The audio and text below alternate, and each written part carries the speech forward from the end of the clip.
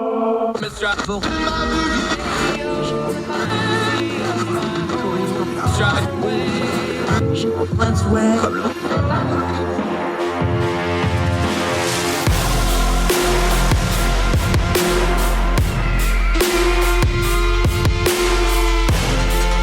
your host, Andrew Donaldson. This is Heard Tell. Welcome back to Heard Tell. Okay, when we want to talk culture and pop culture and movies, this is our guy. He is the maven of the Mendez movie report. See what I did there? You like that? You might want to copyright that. Movie Mendez, Luis Mendez, our buddy down in Tampa, breathing a sigh of relief because they kind of missed the big one, although their neighbors to the south are hurting, but they got through the hurricane all right. Glad to see you, buddy, even more than usual. Hey, I'm glad to be here. Glad to not actually have power to actually be at my house and it's not flooded. So thank God for all that, because Fort Myers got it real rough. In fact, actually, my in-laws actually know someone who lost their house, just completely flooded, and they're just gonna quit on it. They're not gonna even bother to try to get the house back. Yeah, it's sad stuff. For those of you from Logan, they thought this hurricane was going to come in right on Tampa Bay. It swung south at the last second, hit Fort Myers head on, really obliterated those poor folks down there. He's in the Tampa area, but he's our movie guy, so let's talk a little movies. All right, summer blockbuster season's kind of over now. We're in the fall season. We're in awards season. Let's review for a second, because this was supposed to be the summer that movies were back, baby. No COVID, very few restrictions. Everybody's going to come back. I'm looking at the numbers. You know, we're data guys. You're a data guy. Our movie's back, because when I look at this list, I see Marvel, I see Jurassic Park, and then I see basically Top Gun, and then there's a whole bunch of everything else. Is that a healthy movie season? Is that the big we're back movie season people were expecting? I mean, honestly, I'm pretty cynical about this at this point when it comes to the box office. It's pretty obvious that if it's not a major IP that is knowable for folks, even something like Top Gun, which was people expected it to be a success. I'm not sure they expected it to be this successful, but even something like that, at least it's a known IP with a known name, with a known star. If you don't have that, it's going to be really hard for you to make like really big noise at the box office. If anyone's made any noise at the box office this year in terms of original stuff, it's been horror. And even horror, you know, you're talking about, it's a different measure. You're not going to be making unless you have like something ridiculous like The Exorcist or It, or the first It movie. Your measure of success is going to be a little bit different than the big blockbusters. But unless you're doing original horror this year, if you're not doing IP, you're going to suffer, unless you also have something like Everything Everywhere All at Once, which was able to be this big hit with getting legs. Incredible success for an indie movie, but even that only made over $100 million, which is like chump change of Marvel. So I think people are coming back to the theaters. The thing is that people are selective about what they come back to the theaters to, especially after the pandemic era conditioned them to be more and more comfortable with streaming. Yeah, I think you got a good point. I got a bit of a theory on Top Gun, and I love it. This is one of the rare movies I ever went and saw it twice. One of the reasons for that is because the first time I saw it in IMAX, and I wanted to see it in a regular screen, because when you're seeing IMAX, you miss stuff. Like, you just can't. There's too much going on. So I actually went to this movie twice, and you know me, I don't like movie theaters, so that tells you something. But my fandom of that franchise aside, I've got a bit of a theory on Top Gun. I don't think people did this on purpose. I don't think they got on a message board or social media and discussed this. I do think Top Gun was a little bit of a protest thing for some folks going to the movies, of like, yeah, this is the kind of movie we will go out to the movies and see. I think that it's not a huge thing, but I think it's just something, because a lot of people I talk to is like, yeah, that's the only movie I went to this year. I think there's a little something to that.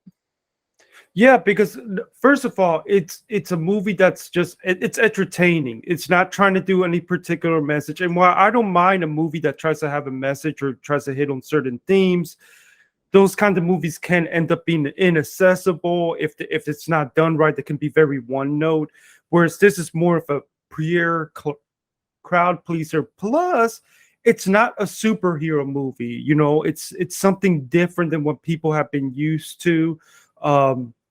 It's not just a bunch of CGI green screen stuff going on. Yes, there's visual effects in Top Gun, but a lot of it is practical effects.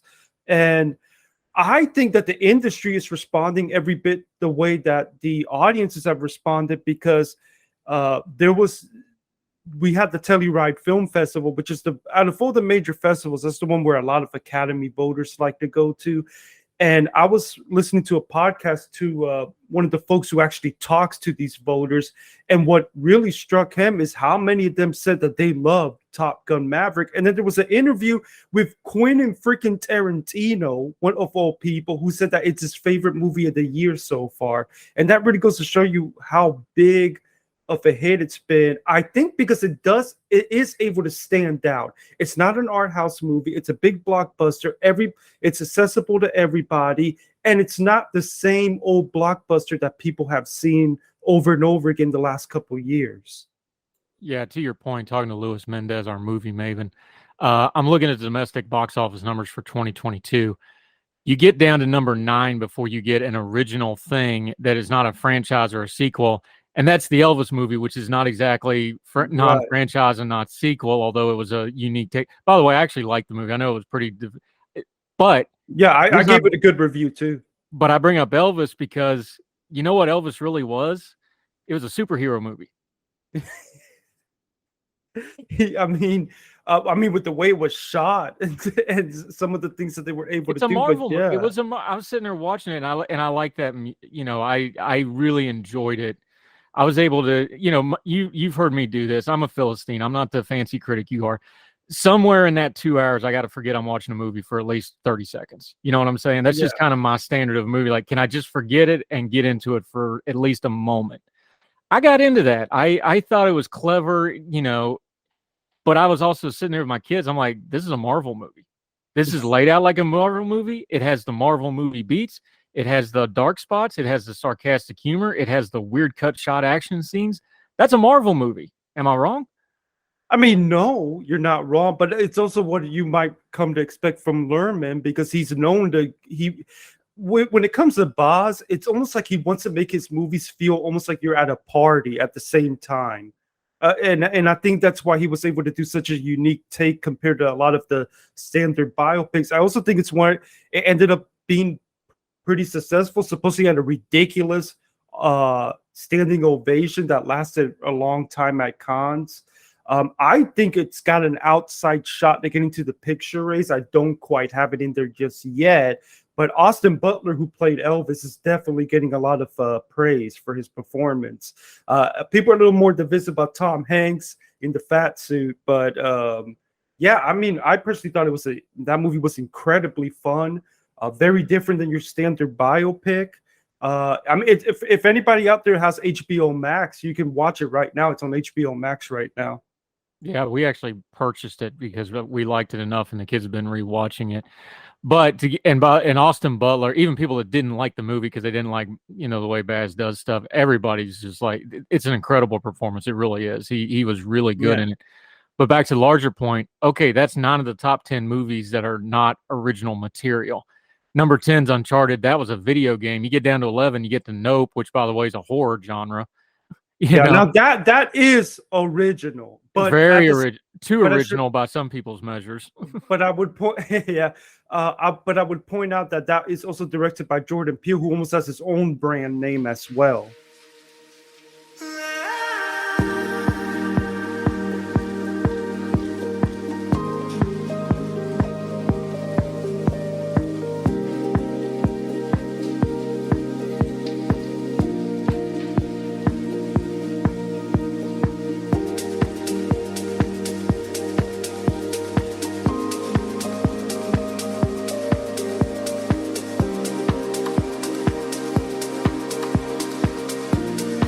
So how do we unparse this? And by the way, just to finish out the top 15 here, Lightyear, which was very divisive from Disney, but that's another franchise. The Lost City, which was original, and if you're too young to remember what Romancing the Stone was, because it was the same movie except with F words and but. Bullet Train, which was a remake of a movie from overseas, and then you get down to 15 before you get to the bad guys. I'm just looking at this list, man. Which, by the way, The Bad Guys is an adaptation of a book. It doesn't get any better from there. 16, Fantastic Beasts. That's Harry Potter. 17's DC Super Pets. And then 18's Where the Crawdad Sings, which is a book adaptation. That's traditionally where you get a big movie. You get it from a book adaptation. You got to go all the way down to 18. And the money gap from 18 to Top Gun at 1 is the GDP of most European nations. It's ridiculous. Yes, yeah. When people on, I know Twitter ain't real life and Facebook ain't reality. When people are saying there's nothing original at the movies and that's why I don't go to the movies, there's validity to the accusation, and it seems to be getting worse, not better. I mean, there's validity in terms of what the big studios are giving money to. Now, if you actually go to every weekend and try to check out some of the smaller movies, there's definitely a lot of original stuff out there. Of course, the problem is a lot of folks don't go out to see the movie. Now, sometimes it's because of marketing. Maybe they don't even know that movie exists. That's another big thing.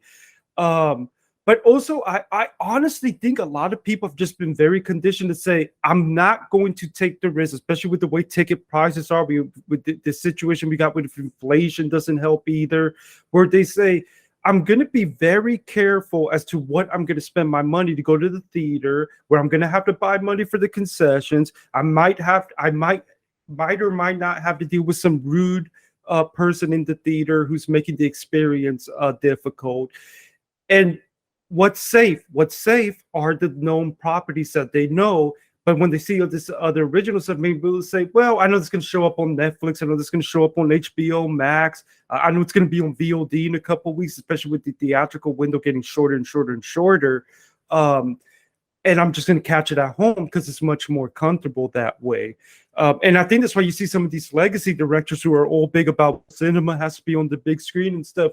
Even they're kind of throwing the white flag and say, fine, we'll do a deal with a streamer. We'll have the movie out on limited release in theaters. So I get to have my vision on the big screen, maybe do a festival run, but eventually it's going to be showing up on the streamer for people to watch at home.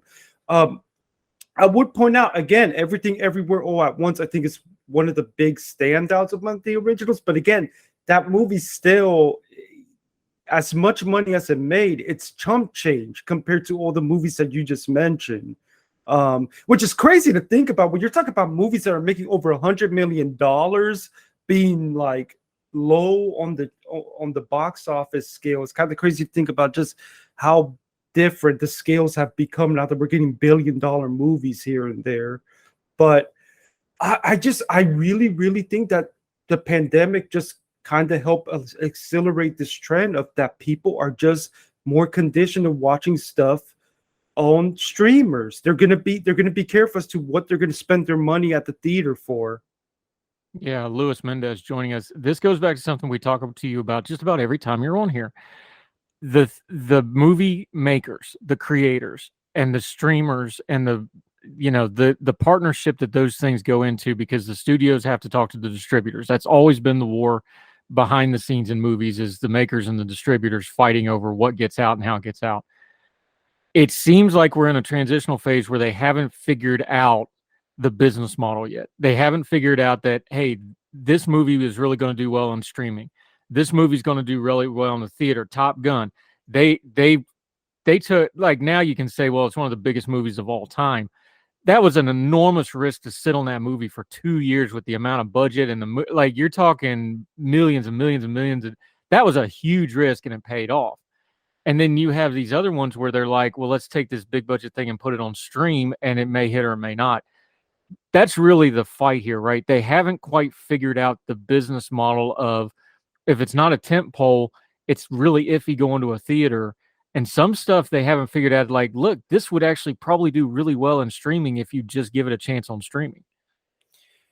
Oh, yeah. And sometimes I honestly find myself kind of scratching my head as to why didn't they come out with this on streaming, or at least maybe do a same-day release. I've been seeing Universal's been doing that with Peacock of late. While I do think that there are certain movies that would be helped by theatrical exclusivity, I think there are others that would be helped by the streaming. But unfortunately, you have some of these filmmakers who are really, really want their movies on the big screen. at the same time, also you do have these certain situations like the mess that's going on with Warner Brothers right now, where they are really like completely overhauling what their plans with HBO Max. They're dealing with a merger, a lot of controversies, but then canceling movies that they've actually shot. They've canceled for tax write-offs. They've just completely taken things off streaming without any physical media available for that stuff. So I agree on the business model that they haven't figured out, but also I think there's also kind of this pull as to how much say does the creative folks have, the filmmakers and such, compared to the business model.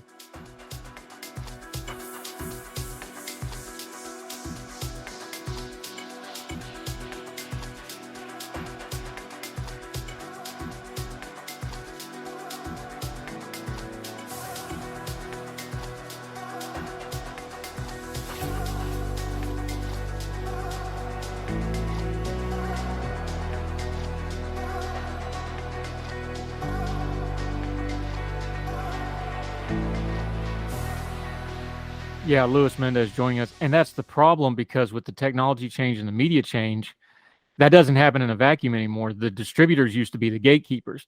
Well, now if you tick off the wrong creator is going to go on Twitter or Facebook or, make a TikTok, and they're going to flame you, and nobody knows who you the distributor are, and this famous director or this famous star or whatever the case may be. The people's going to side with them, and now you got a mess on your hands. That's another part of this reality that I don't think they fully dealt with. And we've seen it. We've had whole movies that are probably pretty good movies that go down because of public backlash. They haven't mastered the social media part of this either, have they? No, I don't think so either. And it also doesn't help. And this is not just a movie thing, because I've seen this even in freaking professional wrestling, where I think now that people have social media at their fingertips, sometimes they get really frustrated if maybe something's not making the money that they thought it was going to be, or there's some business deal that's going bad. So they go to social media to vent their frustration. Of course, this is a lot different than you venting your frustration on Twitter, say the ice cream machines aren't on at McDonald's, like you like to tweet about.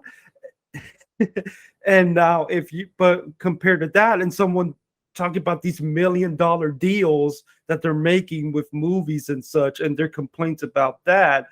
And when in reality, maybe things are a little nuanced. I know there's a lot of controversy right now regarding the writer and co-star of the movie Bros. He's getting really frustrated and saying things that I think it's honestly a much more nuanced situation than he is. But at the same time, I get being frustrated and venting your frustration out.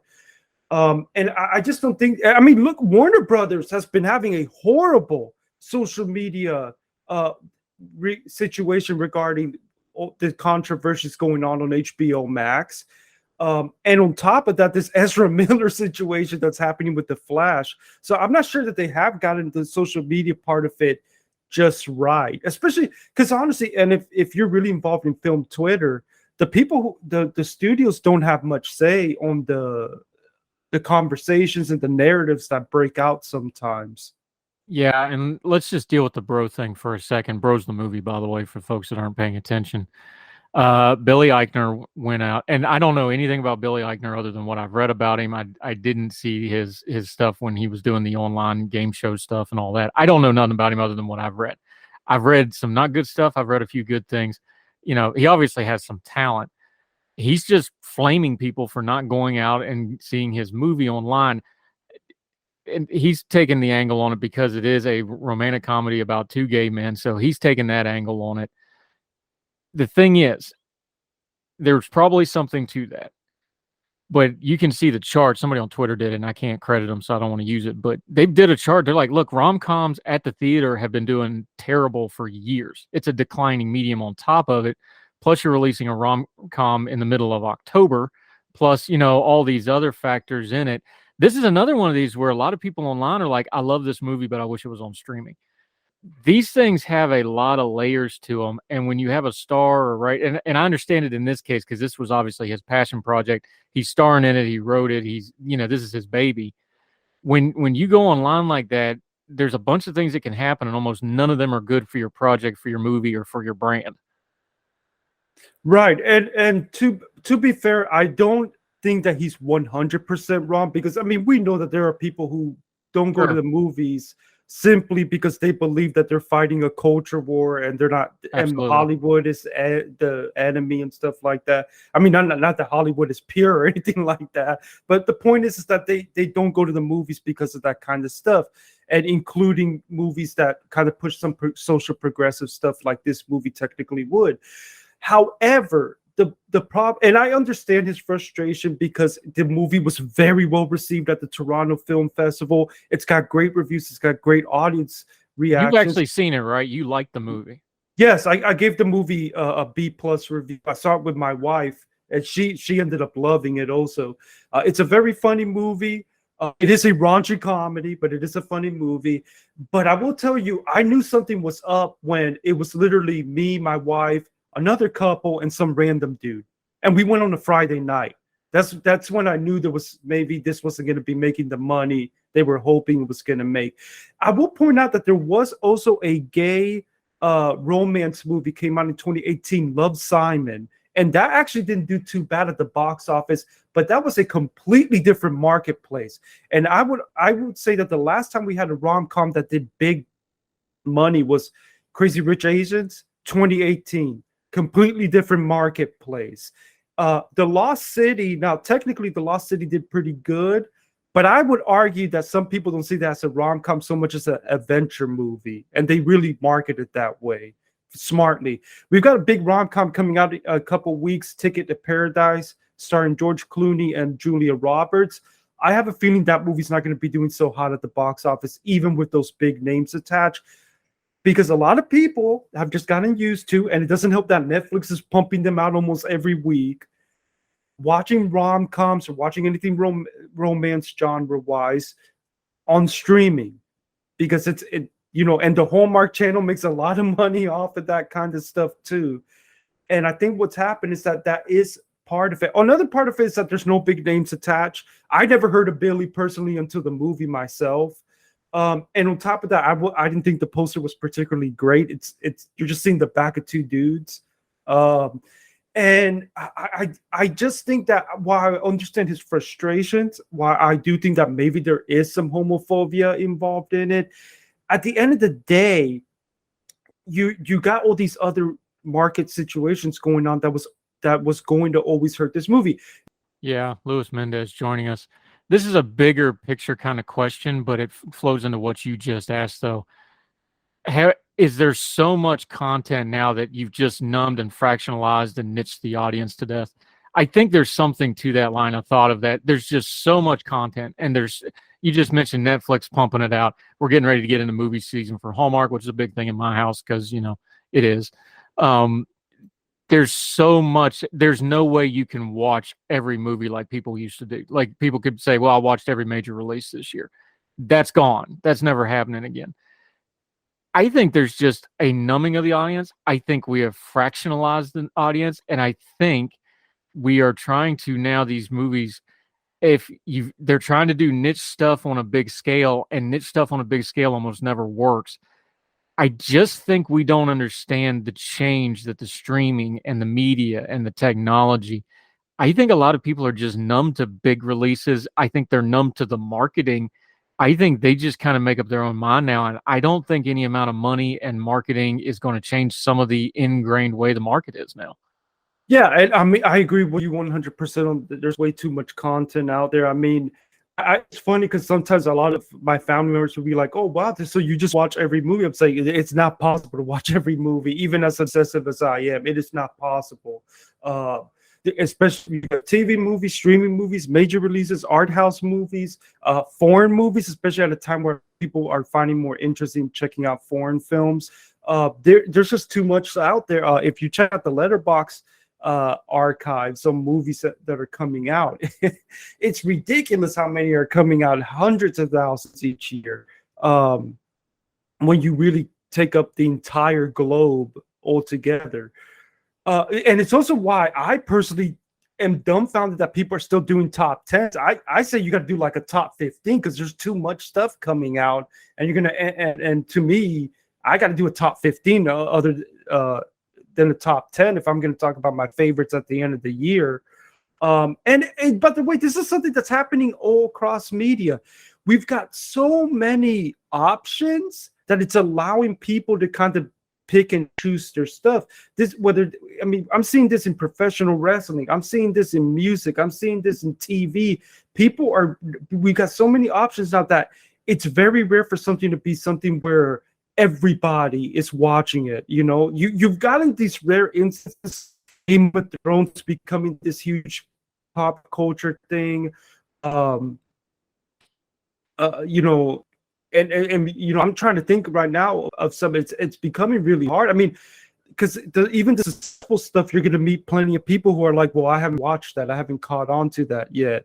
I mean, I think that the fact that we have so much content, because there are so many choices. Are you an art house fan? There's plenty of art house studios now. Are you big into blockbusters? We're getting a lot of blockbuster from the studios these days. They're, you know, it's funny, we used to call these event films, but I mean, how much of it isn't a, we're getting like 10 of them each year now. Top Gun was an event, I'll tell you that one, but I don't know that we'll see another one of those anytime soon. Luis Mendez, he's so good on this stuff. We didn't even get to the award season stuff. We'll talk about that next time we have you on, which won't be too long. Till we get you on, though, let folks know what you've got going on. You're great, sir. You're becoming Netflix yourself, man. You're popping out movie reviews about every day, it seems like. Let folks know where they can follow you, where they can keep up with your stuff on social media and your Substack and everything else. Well, basically, if you want to catch all the stuff that I do and the main hub, that is mendezmoviereport.substack.com. If you want to find me on Facebook, Instagram, Twitter, or if you happen to have a box, Mendez Movie RPT. I'm still trying to figure out something to do with my YouTube. It's still sitting there, but I'll figure something out. I am very excited about the fact that I recently was accepted to critics groups. So I am going to be sort of a little part of award season this year. So that's going to be interesting. You need YouTube content, call me and I'll explain to you. I will give my well-honed defense of the Miami Vice movie and why everybody misunderstood that great piece of American cinema, because it was fantastic, among other hot takes that everybody hates me for. So give me a call, buddy. Nobody else will come on there with you. I got your back. Oh, hey, that's fine, especially when it comes to Star Wars. Oh yeah, we just talked to our buddy Michael Siegel about Star Wars. So I gotta get you two together. We'll just do a big Star Wars roundtable one of these days, buddy. Luis Mendez, do great work, sir. Thank you for the time today. Hey, no problem. Thanks for having me. Thank you, sir.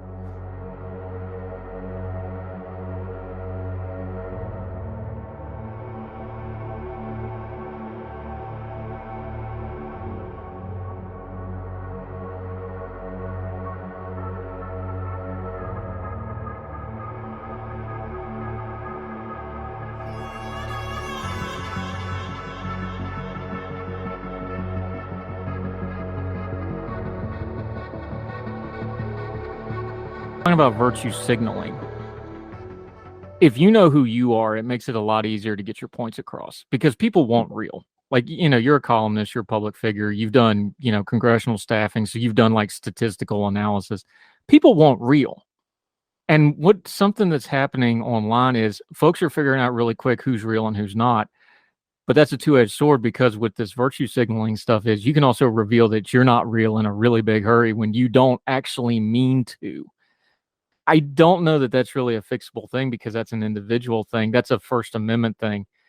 Where that changes, and this is where you get into it in your piece, is that's you and me and Joe Schmo and you know, Buddy Up Cabin Creek and whoever talking about it. And, you know, the crazy pothead in Parker can say whatever they want to say out in Colorado, right? When the government starts doing it, though, and a government official or an elected official or an unelected bureaucrat for that matter, and they start putting the power and force of government behind something like that, though, it changes into a very different thing, though, doesn't it? It certainly does. And I highlighted a couple of things in that piece where first was and I say this, I'm basically a right-leaning columnist at a left-leaning paper. I'm kind of like the Ross Douthat and the George Will, only out here in the middle of flyover country. And I tend to poke fun at both sides, because I think, at any given point, someone is doing something stupid somewhere. And sometimes they're Republicans, sometimes they're Democrats, sometimes they're independent. A lot of it, Green Party, Libertarian, whatever. And so I picked out a couple of different examples of lawmakers here in the vicinity, both on the left and the right, who did things that will not hold up in court. I believe they did them to virtue signal, to show to their base, hey, I'm with you. And the first one was a conservative county commissioner decided that he was going to go after a Pride Fest event that is held on the fairgrounds of basically a conservative leaning county. Now, I'm not into Pride Fest. I don't go to them. I don't care. But because there was a wardrobe malfunction and a fake boob on a male performing as a female was shown, this lawmaker is using that as pretext to make sure that Pride Fest can't come back to the fairgrounds. And the same commissioner, he threatened to buy a big park from an adjacent jurisdiction, because that adjacent jurisdiction had put in place a concealed carry ban in parks. So, but the district can't even afford the property. So again, it's kind of threatening something that can't happen. And then we got a big left-leaning district out in Boulder that has decided there's no gun shows at county fairs, and that's not going to hold up in court, because you can't allow other kinds of buying and selling opportunities and not allow lawful gun sales on the same fairground. So I draw the line here because these are all sort of virtue signaling. They're telling their base, look, we're anti-guns or we're anti-Pride Fest. Whereas I'm thinking, how about you just get a bumper sticker and then spare us and spare your staff the time it's going to take to put this in, and then to also try to hold it up in court, because it's not going to hold up. So you're wasting taxpayer money. And it's not just wasting taxpayer money. This is something I've tried really hard to do since I started doing public writing, and then later that led to media. A lot of what we talk about is virtue signaling, or even, ideological things. The real hot button culture war stuff is to kind of turn the noise down on it and get into it. And it's like, okay, is this really a problem, or is this a vehicle somebody's using for power? And more often than not, if it's something really loud, like that gun show, like the Pride events, like, drag queen story hour on some state, 2,000 miles away, somebody going after a church during COVID, you can pick, both sides are very bad at this. Whatever you're going to pick, almost without exception, if you dig and dig and dig enough, you end up coming to somebody who's when you really get down to it, they're just saying, I don't like this, and I want the power to make it stop. That's not virtue signaling. That's abuse of power. Unless it's something criminal, in which case there's already a criminal code, or morally wrong, in which case you have some civil options to go to court and try to stop it and argue your case. It's always, when you strip it down and you get rid of the buzzwords and you get rid of all the nonsense and you get rid of people's feels, to use the vernacular of the kids these days, it's really mostly going to be about somebody wanting power to make somebody else do something they don't really want to do, but they think they should be doing, right?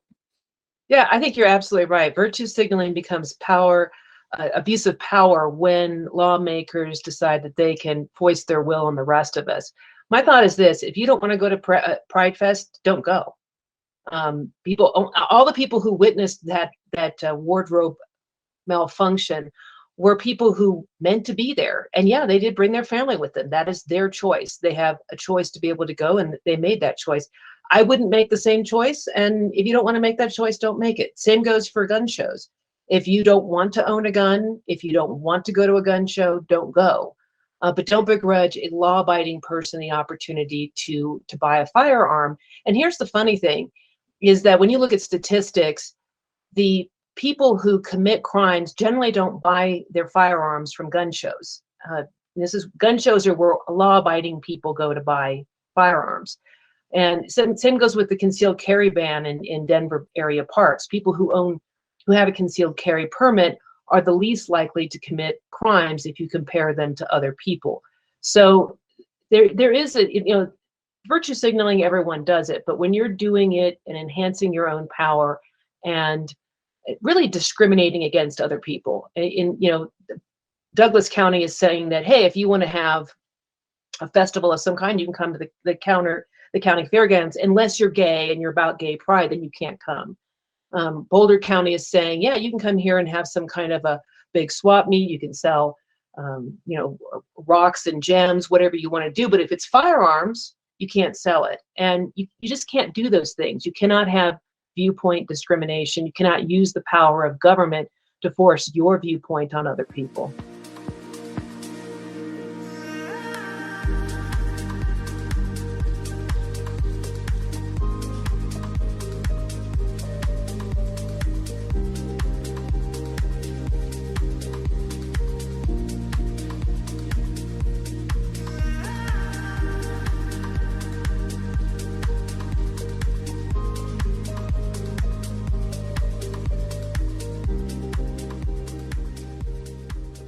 Yeah, Krista Kafer, Denver Post columnist, joining us. The other side of that is because you've been on the other side of it. You've worked, on the political side of it as a staffer and other things.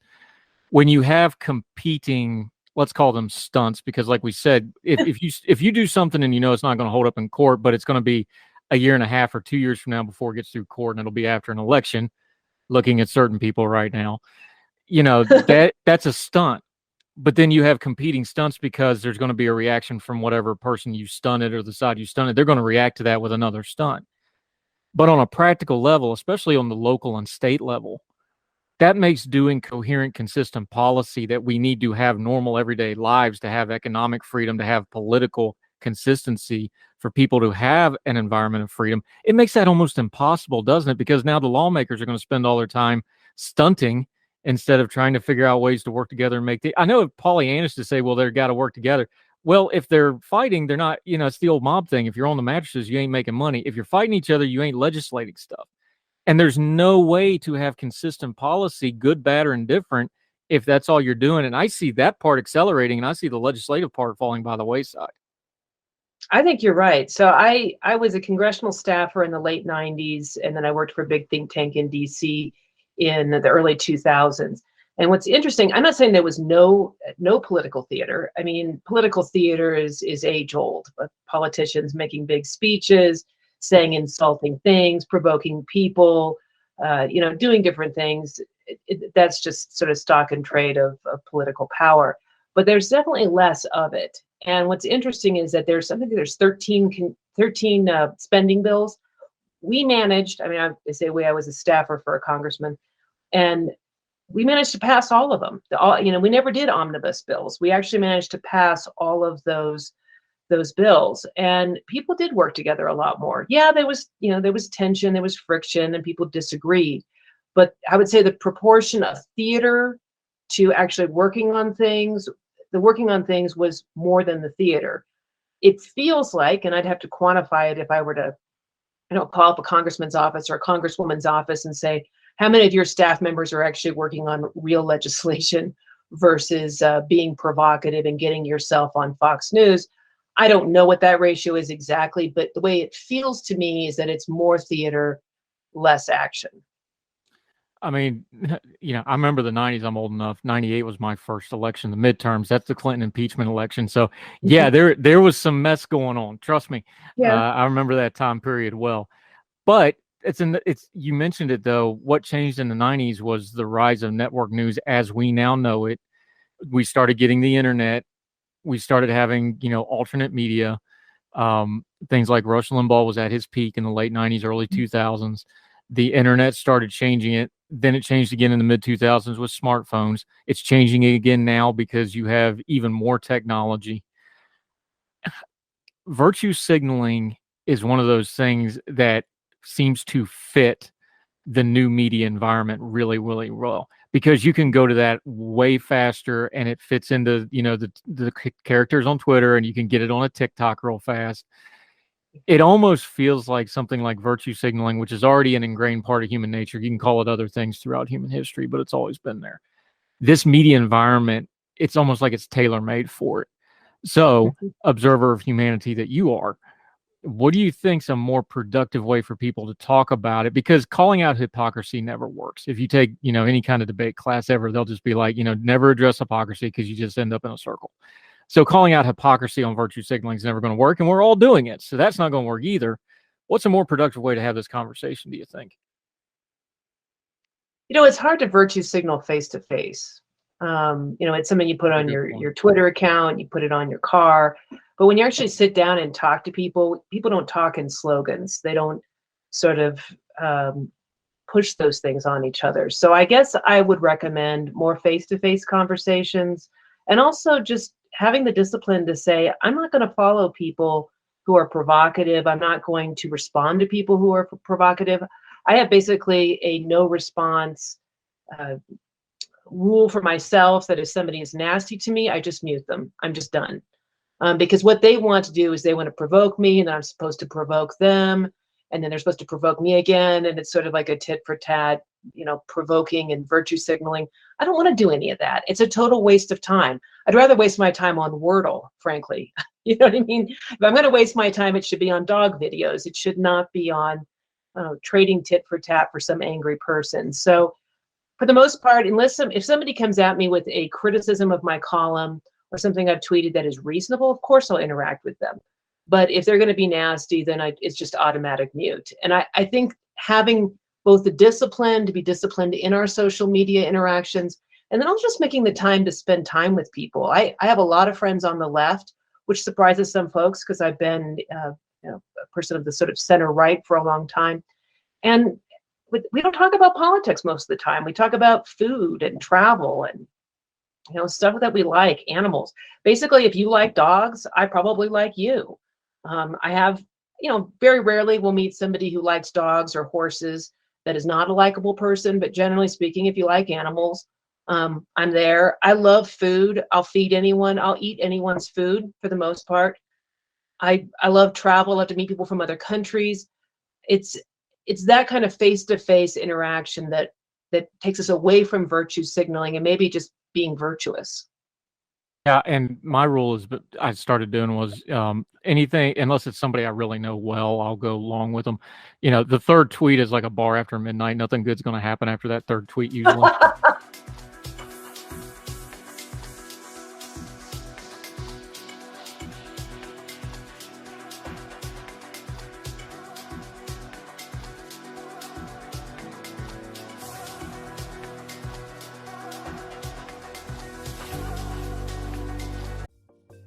Folks, if you've listened to the Heard Tell program, you've heard our friend Gabriella Hoffman, but you need to make sure you're checking out her podcast, District of Conservation. It's a podcast exploring the nuances of true conservation efforts from DC and beyond. From topic discussions to exclusive interviews with conservation and energy newsmakers, Gabriella keeps listeners appraised of the latest news stories while elevating important voices.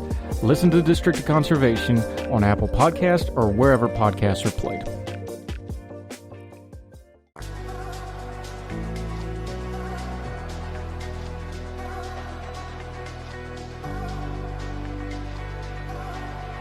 Things like that. But one thing I've learned, and I try to do on Twitter, and I try to keep a pretty positive timeline most of the time. Every now and then I'll get wound up about something.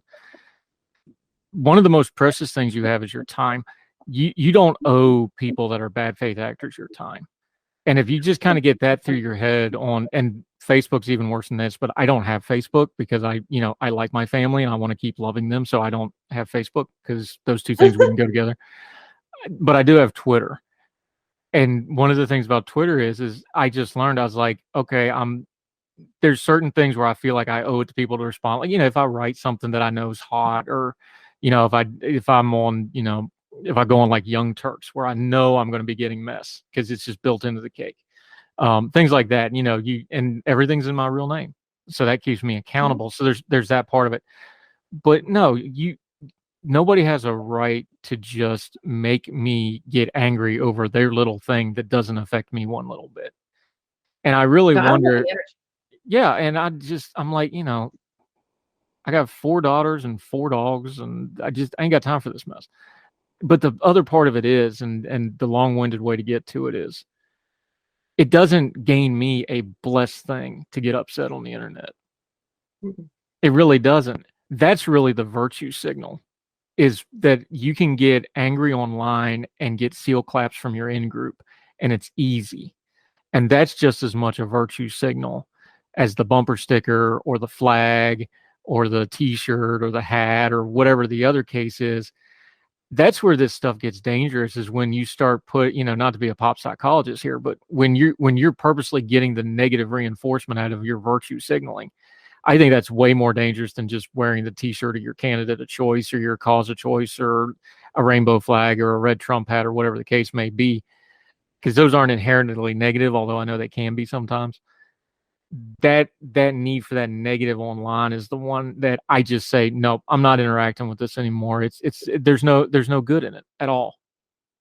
I have to watch myself from getting the sort of the dopamine hit on likes. Like, if I post a picture of some wildlife photography, I find myself checking to see if anyone's liked it, right? Or if I make a clever statement or post a column and I'm looking for likes. And I just have to monitor myself to make sure that I'm not using that as my main source of dopamine. It needs to be the people around me, needs to be meaningful, significant activity online. And yeah, I mean, I would say that for the most part, if social media, if you're disciplined about it, it can be a positive. I've connected with people. I sometimes sell things on Facebook Marketplace. And, if somebody inherits a bunch of stuff, I don't want it, I'll sell it for them for a commission. And I have met the nicest people that have come to my house. I've ended up like sending them home with plants because I'm a big gardener, and I'll be like, take these plants, take them away. And so I find that social media has facilitated both Facebook and Twitter. I've met some really interesting people that I correspond with, but I just use the self-discipline. If somebody is nasty or inauthentic, I don't know who they are, if they actually are a real person, why should I interact with them? And like you, everything is under my own name. So my public Facebook page, my Twitter page, my Substack, my column, everything is under my name. I never send out any message that is not attached to my name. So if it would dishonor my name, it's not going out. Yeah, it's something I do too, because my kids are all old enough. They don't even have to have a Twitter account. They can just Google my name and my Twitter feed's first thing pops up. So keeps us all fair. Krista, Kafer, always love talking about this stuff, because this stuff's important, because you can talk about the politics and the policy stuff, but if you're not, doing good stuff on your own line, none of that stuff matters, because nobody's going to listen to you. The dopamine hit of talking to good people, though, because I've made some really important to me relationships just through the Twitter now over the last 4 years. And yeah, I'm glad you brought that up. Krista, Kafer, thank you so much for the time today. All the music on Her Tell is provided under a Creative Content license from monstercat.com.